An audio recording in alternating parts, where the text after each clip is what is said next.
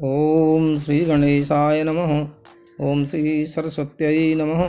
श्री सद्गुरुदेवाय नमः। आदरणीय भक्तजनों, सादर नमस्कार। कल हमने आप लोगों को गरुड़ महापुराण के आचार कांड में वर्ण संकर जातियों का प्रादुर्भाव, गृहस्थ धर्म, वर्ण धर्म तथा 37 प्रकार के अनध्याय, इनका आपको 37 प्रकार से किस किस समय पर अध्ययन नहीं करना चाहिए उसके बारे में आपको श्रवण करवाया है। आज हम आप लोगों को 97वें अध्याय में, गरुड़ महापुराण के आचार कांड में 97वें अध्याय में आप लोगों को द्रव्य शुद्धि के बारे में श्रवण करवाएंगे।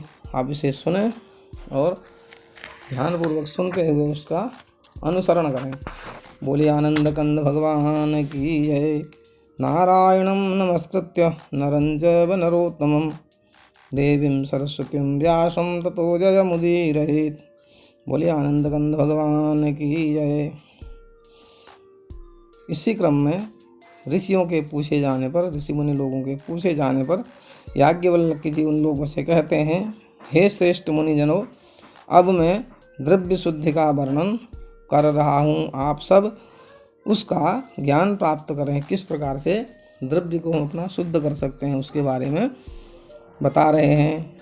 कह रहे हैं, सोने, चांदी, अब्ज, मुक्ताफल, शंख, सूक्ति आदि, ये मुक्ताफल अब्ज बोलते हैं इसको, मुक्ताफल, शंख, सूक्ति आदि, साक बोलते हैं, साक, रस्सी तथा बकरे आदि के चमड़े से बनाए गए पात्र, होत्र, चमस आदि यदि किसी चिकने पदार्थ के लेप से रहित हैं और उच्छिष्ट हाथ आदि से ही केवल स्पृष्ट हैं तो उनकी शुद्धि जल से प्रक्षालन मात्र करने पर हो जाती है।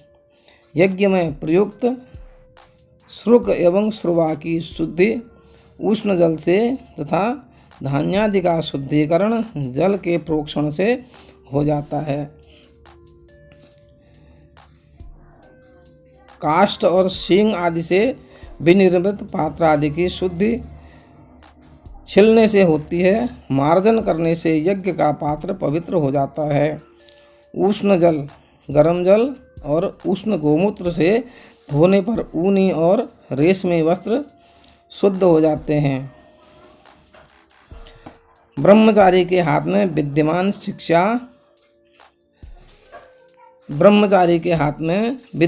भिक्षा प्राप्त अन्न, बाजार में विक्रय के लिए रखा अन्न तथा स्त्री का मुख पवित्र होता है। क्या क्या चीज बताया? ब्रह्मचारी के हाथ में विद्यमान भिक्षा पात्र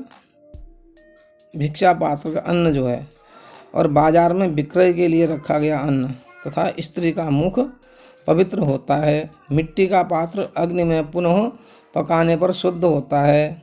यदि चांडाल आदि से स्पर्श नहीं है, गौ के द्वारा सूंघे जाने पर और केश, मक्षिका एवं कीट आदि से, केश मतलब बाल से और मक्षिका मक्खी एवं कीट आदि से दूषित होने पर अन्न की शुद्धि यथायोग्य जल, भस्म तथा मिट्टी डालने से हो जाती है। भूमि का पवित्रीकरण मार्जन आदि करने पर होता है। भूमि को हम अगर शुद्ध करना है तो उसका मार्जन कर लेते हैं, उसे जल छिड़क लेते हैं, पवित्रीकरण कर लेते हैं तो उससे वह शुद्ध हो जाती है। रांगा, शीशा तथा ताम्र पात्र की शुद्धि क्षार और अम्ल मिश्रित जल से होती है। कांसे का और लोह पात्रों की शुद्धि भस्म तथा जल से मार्जन करने पर हो जाती है। उनको मांजने से राख द्वारा वो शुद्ध हो जाते हैं। अज्ञात वस्तुएं तो सदैव पवित्र ही रहती हैं, जिनके बारे में हमें मालूम नहीं है, वो सदैव पवित्र हैं। अमेध्य, शरीर से निकलने वाले मल, बसा, शुक्र और श्लेष्मा आदि, पसीना वगैरह जो भी निकलता, पसीना निकलता, मल निकलता, मैल निकलता, ये सब चीज़ें, ये लिप्त पात्र की शुद्धि मिट्टी और जल के द्वारा, इन चीज़ों से लिप्त, जैसे कहीं पर पसीना लग जाता या कोई चीज़ लग जाता, पसीना, मल वगैरह जो लग जाता, मैल शरीर का जो निकलता है, वो जो है इन चीज़ों से जो लिप्त पात्र होते हैं, उन बर्तनों की शुद्धि मिट्टी और जल के द्वारा परिमार्जित कर उसमें व्याप्त गंध एवं लेप को दूर करने से होती है। उनको भली प्रकार से मांजने से वो शुद्ध हो जाते हैं। प्रकृति द्वारा भूमि में एकत्र जल जो गौ को संतृप्त करने में पर्याप्त हो सदैव शुद्ध होता है। सूर्य रश्मि, अग्नि, धूलि, वृक्ष छाया,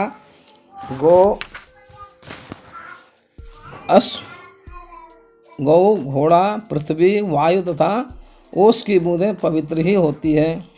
मनुष्य को स्नान करने के बाद, जल पीने के बाद, छींक आने के बाद, शयनोपरांत सोने से पहले, भोजन करने पर, मार्ग में चलने पर तथा वस्त्र बदलने पर पुनः आचमन करना चाहिए। किस किस काम में? सबसे पहले मनुष्य को स्नान करने के बाद में आचमन करना चाहिए, तब शुद्धि होती है। पूजा क्रम में भी है स्नानम आचमनियम, स्नान के बाद में आचमन करना है। जल पीने के बाद भी आचमन करना है। छींक आने के बाद भी आचमन करना है, शुद्धि तभी होनी है।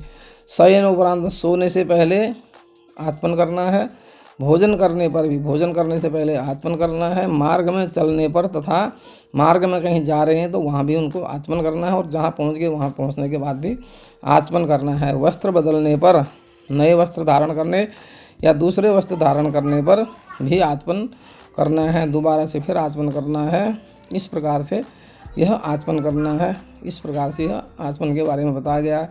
जम्हाई लेने पर, अंगड़ाई जो आती है उसको लेने पर, निष्ठीवन थूकने पर, निष्ठीवन बोलते हैं थूक निकलना, दोस्त निष्ठीवन, और शयन करने पर, सोने पर, वस्त्र धारण करने पर और अश्रुपात होने पर, अगर आंसू निकल रहे हैं तो उस पर भी इन 5 अवस्थाओं में आचमन नहीं करें। किस किस में नहीं करें? एक तो जमाई लेने पर, निष्ठीवन थूकने पर, और शयन करने पर, वस्त्र धारण करने पर और अश्रुपात होने पर। अगर आंसू निकल रहे हो तो भी इन 5 अवस्थाओं में आचमन नहीं करें। अपितु दक्षिण कान का स्पर्श कर ले, दाहिने वाले अपने कान को स्पर्श कर लें। ब्राह्मण के दक्षिण कान पर अग्नि आदि देवता सदैव विराजमान रहते हैं। इस प्रकार से यह शुद्धिकरण, द्रव्य शुद्धि किस प्रकार से इन सब चीज़ में शुद्धि होती है उसके बारे में बताया गया है। इस प्रकार से इस दिव्य शुद्धि वाले, द्रव्य शुद्धि वाले इस 97वें अध्याय को हम यहाँ पर विश्राम देते हैं। तब तक के लिए कल हम आपको दान धर्म की महिमा क्या क्या है उसके बारे में श्रवण करवाएंगे। तब तक के लिए हम लोग हरि नाम कीर्तन करेंगे। बोले आनंद कंद भगवान की जय। हरि शरणम हरि शरणम हरि शरणम हरि शरणम हरि शरणम हरि शरणम हरि शरणम हरि शरणम। बोले आनंद कंद भगवान की जय।